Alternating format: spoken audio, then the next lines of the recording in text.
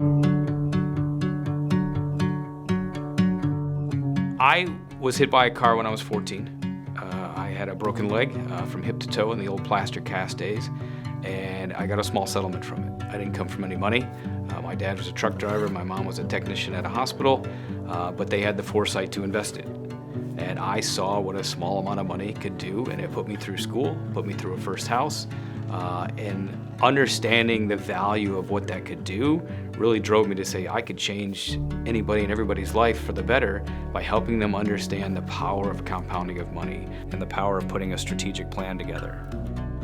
I think one of the misconceptions that a lot of clients have is they have to have a certain amount of money to work with an advisor. And that's not the case. We obviously want to start with them right away, kind of train their habits, get them saving, get them used to everything that's going to make them successful in their career, and then set them up for retirement. I think good financial advice is honest, but more importantly too, it's intentional. And the intention has to be right around what the client is trying to achieve so that their interest comes first. And fiduciary is, the big buzzword, and everybody wants to be a fiduciary, and yes, that's absolutely important. But what is the intention of the advisor you're working with? What is the intention of that firm? When Frank and I started this, it was simply to help people, and that still resonates today. As long as we're helping people achieve their success and dreams, then we're doing our job. Good advice starts with the relationship and trust.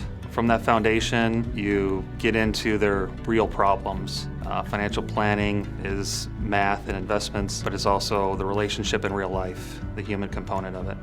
I think good advice is really based on the person. Working in the industry as long as I have, you've seen so many different situations out there, and so we want to really make sure that we're gearing an investment strategy towards that person and towards their goals. So that's the most important thing. Everybody's different. Some people are really comfortable taking a lot of risk, others not so much. So we want to work with you to build a plan that fits you, and that's not going to look like the same plan that it will for someone else.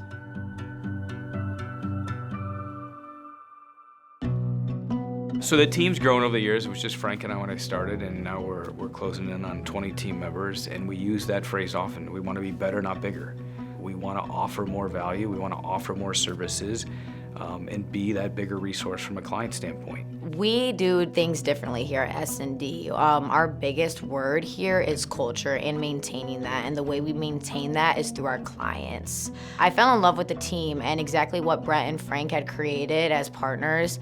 They had made this place another family for myself. I know it's redundant and many people might say it, but we truly are a family. We all know each other so well here, and we just spend a lot of time, getting to know each other better, and we do little team building exercises. We work hard, but then we also have a lot of fun while we're doing it. One of my most favorite memories here at S&D Capital, they had surprised the team with vacations.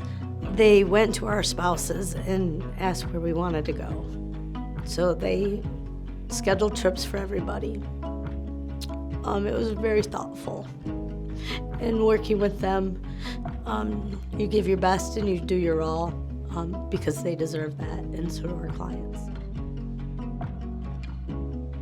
Brent, he is a people person, not just with our family and our friends, but clients. He puts them at the forefront of everything he does. I had a phone call with a client on Sunday at 6 o'clock because the daughter's going through a really bad bout with cancer. And the daughter's not even a client, just the parents are. But they needed some advice, they needed somebody to bounce some ideas off of, and we want to be that first phone call. We want to be that resource. I remember when I first started, maybe a client had a death and we were sending something special like a blanket or a wind chime or a tree, or maybe a client missed a meeting because they were homesick, so we're sending a get well package.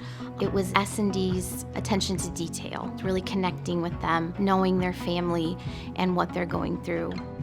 I think if somebody has been referred to us or been given our name or our contact or stumbled across us from a Google search or a YouTube search, the first step is just to schedule an intro call. Taking that initial 15 minutes really is the core of us determining, are you the right fit for us? Are we the right fit for you? And if we determine from there, then we can have a beautiful relationship together and do some great things and help you accomplish all of your goals and everything that you set out to do.